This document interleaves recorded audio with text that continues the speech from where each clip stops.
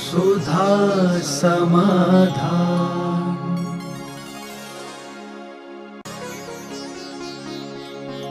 नमोस्तु गुरुदेव। हम मंदिर जाते हैं तो अभिषेक पूजा आदि करते हैं, मगर जब हम बिहार में जाते हैं तो पूजा आदि से वंचित रह जाते हैं, तो क्या इससे हमें कोई दोष लगता है? शास्त्रों में ऐसा आया है कि देव की पूजा न कर पाए, देव दर्शन न कर पाए तो गुरु दर्शन और गुरु पूजा करने में देव दर्शन की पूजा हो जाती है। इस संघ के बिहार होते हैं। पूज्यवर शांति सागर महाराज ने जब दक्षिण भारत से बिहार किया था तो यह प्रश्न बम्बई के घीसालाल जी थे, उन्होंने उठाया था कि महाराज हम लोग क्या करेंगे, हम लोग तो देव दर्शन का नियम है।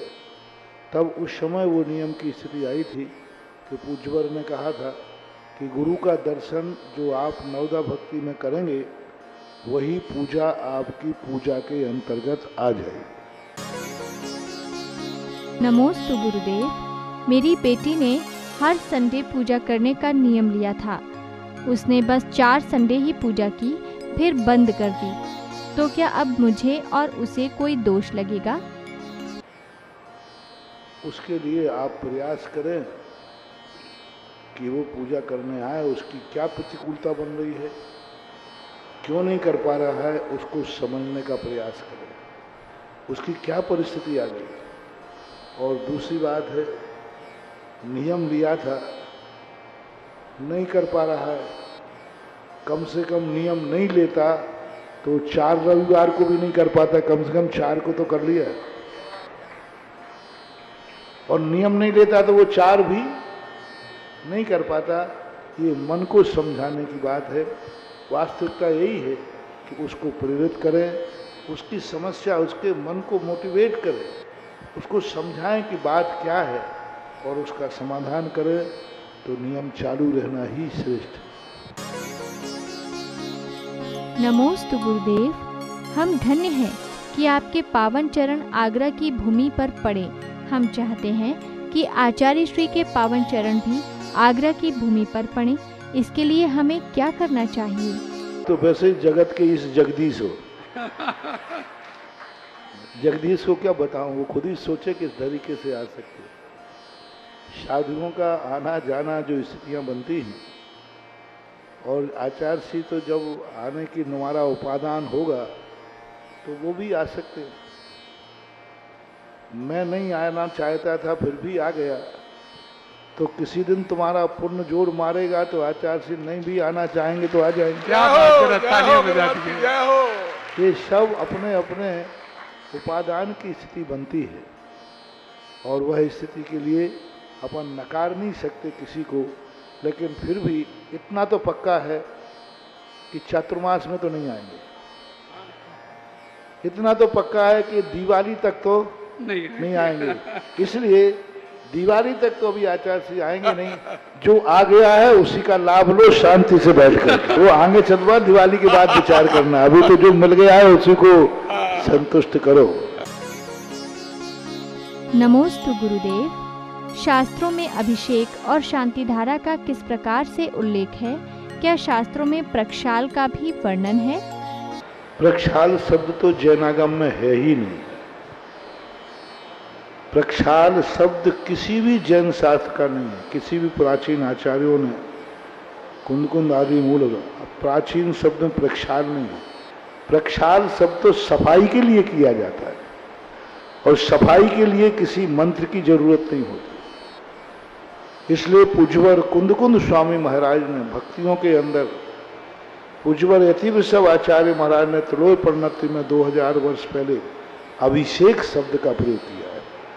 अभिषेक शब्द जो है, जो नहाना होता है, मुनिराज नहाते हैं। इसलिए नहीं नहाते हैं क्योंकि नहाने का निषेध है। नहाया जाता है मैल को धोने के लिए, और अभिषेक किया जाता है गुणों की प्राप्ति के लिए। अभिषेक में और नहाने में बहुत, नहाने में तो मैल अलग करना है शरीर का, अभिषेक में मैल अलग नहीं करना। और अभिषेक के लिए स्पष्ट उल्लेख किया पूज्यवर मांगनंदी महाराज ने, कर्म प्रबंध निगडैरपि हीन ताप्तम ज्ञात्वा अपि मैं जान रहा हूं, लेकिन मैं अपने कलमश धोने के लिए आपका अभिषेक कर रहा हूं। आपका अभिषेक हो रहा है और पाप मेरे धुल रहे हैं, उसको बोलते अभिषेक। नहाना किसे बोलते हैं? जो नहाता है उसी का मैल धुलता है, उसको स्नान बोलते हैं। और अभिषेक का अर्थ होता है नहा कोई रहा है और मैल भक्त का धुल रहा है, उसको अभिषेक बोलते हैं।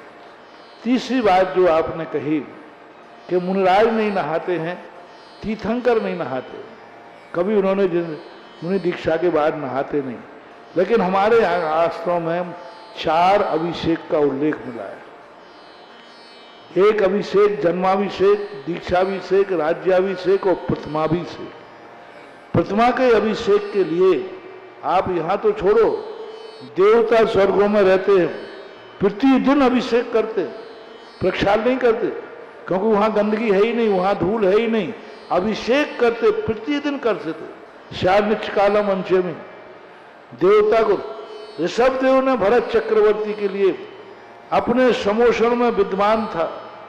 चक्रवर्ती ने एक प्रश्न किया कोई संकट की बात लेकर, तो ऋषभ देव ने खुद बोला कि चक्री जाओ, प्रतिमाओं का अभिषेक करके गंधोदक धारण करो। तब बात कही गई कि प्रभु आप साक्षात बैठे हो, तो फिर मैं प्रतिमा का अभिषेक क्यों करूं? बोले साक्षात तीर्थंकर का अभिषेक नहीं कर सकते हो, प्रतिमा का अभिषेक कर सकते हो, और जो समस्या तुम्हें है वो अभिषेक से ही दूर होगी। जिस रोग की जो दवाई है वो लेना पड़ेगी। यहां तुम्हें गंधोदक चाहिए है और मेरा गंधोदक तुम ले नहीं सकते, मेरा अभिषेक तुम कर नहीं सकते, मुझे तुम छू नहीं सकते। इसलिए भरत चक्रवर्ती को भगवान ऋषभ देव ने समोषण में से उठा करके और भगवान की मूर्तियों का अभिषेक करने भेजा था। विजयार पर्वत में जाकर के वहां पर अरहंत भगवान की मूर्तियों का अभिषेक किया। इसलिए अकृत्रिम चैत्यालयों का नित्य अभिषेक होता है।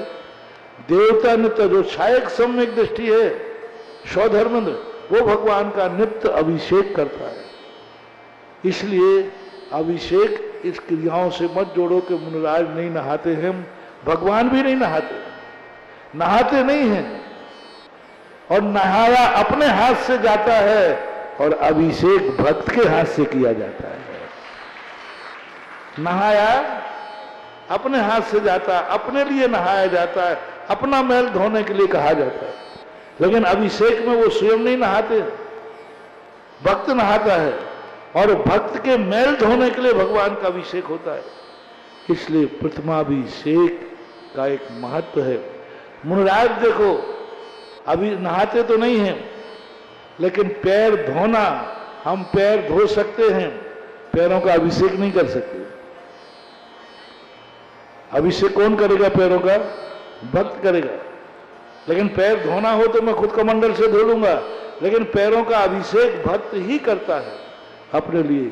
इसलिए जैनागम में प्रथमाभिषेक के लिए बहुत महिमा मंडित किया है। प्रथमानुग के ग्रंथों में, सिद्धांतों के ग्रंथों में उसको साक्षात तीर्थंकर से नहीं जोड़ना, क्योंकि उसका वर्णन किया है, प्रश्न उठा के वर्णन किया कि साक्षात तीर्थंकर नहन नहीं करते हैं। उन्होंने कहा नहीं, प्रथमाभिषेक होना चाहिए, प्रक्षाल नहीं है ये। बहुत पहले सन 1980 में जयपुर से एक स्मारक से एक बनी मूर्ति की सफाई के लिए अभिषेक किया जाता है। तब पूज्यवर गुरुदेव ने कहा था अकृत्रिम चैत्यालयों में तो गंदगी नहीं होती, फिर वहां अभिषेक क्यों होता है? प्रतिदिन अभिषेक होता है, छायक सम्यक दृष्टि करता है, तो ये मानना चाहिए। ऐसा हुआ। नमोस्तु गुरुदेव। कहा जाता है कि जैन धर्म अनेकांतवाद सिद्धांत पर आधारित है। अनेकांतवाद का क्या अर्थ होता है? अनेकांत का अर्थ होता है अनेकांत धर्म, अनेक अंत यानी धर्म, अनेक अपने अपने स्वरूप को लेकर के एक स्थान पर विद्यमान बोलते हैं, उसको अनेकांत बोलते हैं। परस्पर विरोधी हैं। जैसे आंख कान का विरोधी है, कान आंख का विरोधी है, कान का कभी भी काम आंख नहीं करेगी, आंख का काम कभी कान नहीं करेगा। पांचों इंद्रियां परस्पर में विरोधी हैं, स्वभाव भिन्न है, कार्य भिन्न है, ये सब भिन्न होकर के, लेकिन वो एक ही शरीर में विद्यमान रहती हैं कि अलग अलग शरीर में? एक ही शरीर, एक ही शरीर में एक ही आत्मा का कार्य करती हैं, लेकिन परस्पर में विरोधी है। तो परस्पर में दो विरोधी गुण एक साथ मिलकर काम करें और एक के लिए काम करें, उसको अनेकांत धर्म बोलते हैं। जैसे ये पांच इंद्रियां अपने शरीर के अंदर हैं, एक ही शरीर इनका मालिक है, एक ही आत्मा के लिए कार्य कर रहे हैं, लेकिन परस्पर में विरोधी है। दोनों एक दूसरे का कोई भी समर्थन नहीं करता है, दोनों का बिल्कुल लक्षण भिन्न है, कभी भूल करके भी एक दूसरे का काम नहीं करते। इसको बोलते हैं अनेकांत धर्म। नमोस्तु गुरुदेव। सम्यक दर्शन की उत्पत्ति को चारों गतियों में कहा है, सम्यक चरित्र को दो गतियों में कहा है, ऐसा क्यों? सम्यक दर्शन अलग चीज है, वो एक अंदर मन का विषय है, ज्ञान का विषय है, श्रद्धा का विषय है। श्रद्धा के लिए द्रव्य क्षेत्र काल भाव की मर्यादा नहीं रहती, लेकिन चारित्र के लिए, क्रियाओं का पालन करने के लिए द्रव्य क्षेत्र काल की जरूरत पड़ती है। यहीं भारत में देख लीजिए, जहाँ कुएं आदि का पानी का उपलब्धि नहीं है, वहाँ मुनि महाराज का विहार नहीं हो सकता, प्रतिमाएं आदि लेने में परेशानी होती है।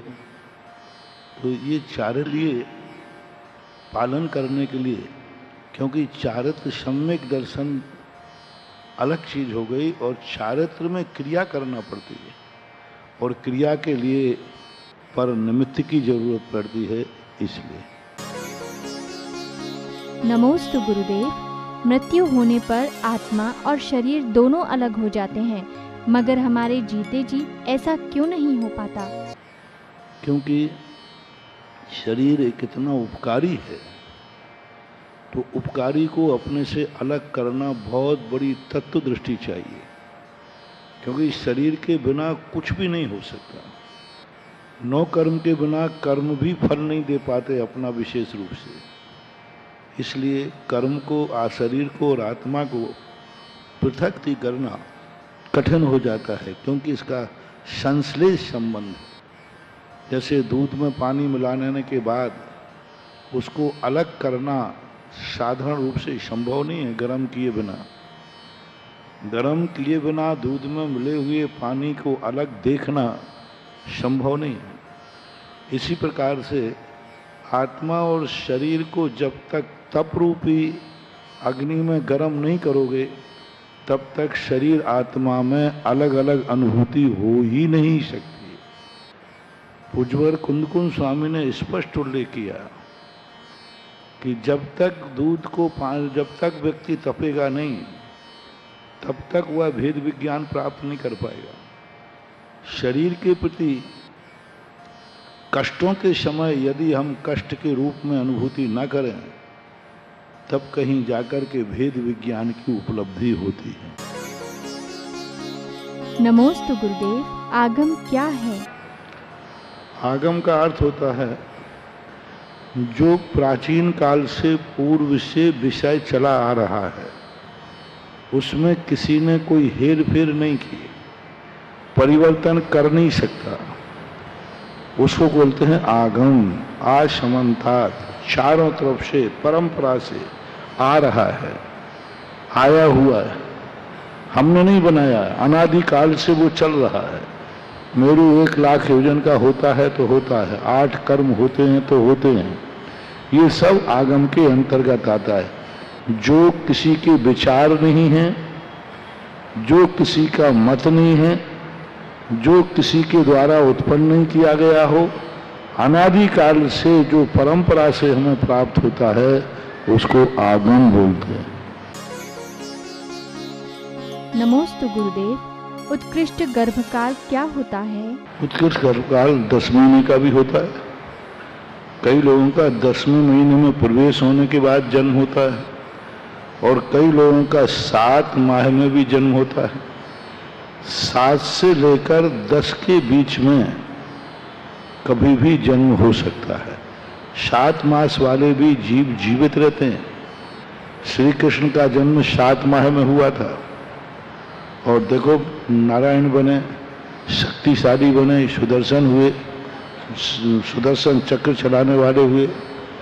7 वर्ष के 7वें माह के बाद व्यक्ति अपने आप में पूर्ण जन्म लेने के योग्य हो जाता है और 10वें माह तक प्राय बहुमत से 9 माह निश्चित किए गए हैं कि 9वें माह में बहुमत से हो जाता है, लेकिन कुछ कदाचित 10वें माह में भी होता है, उसके पहले भी होता है।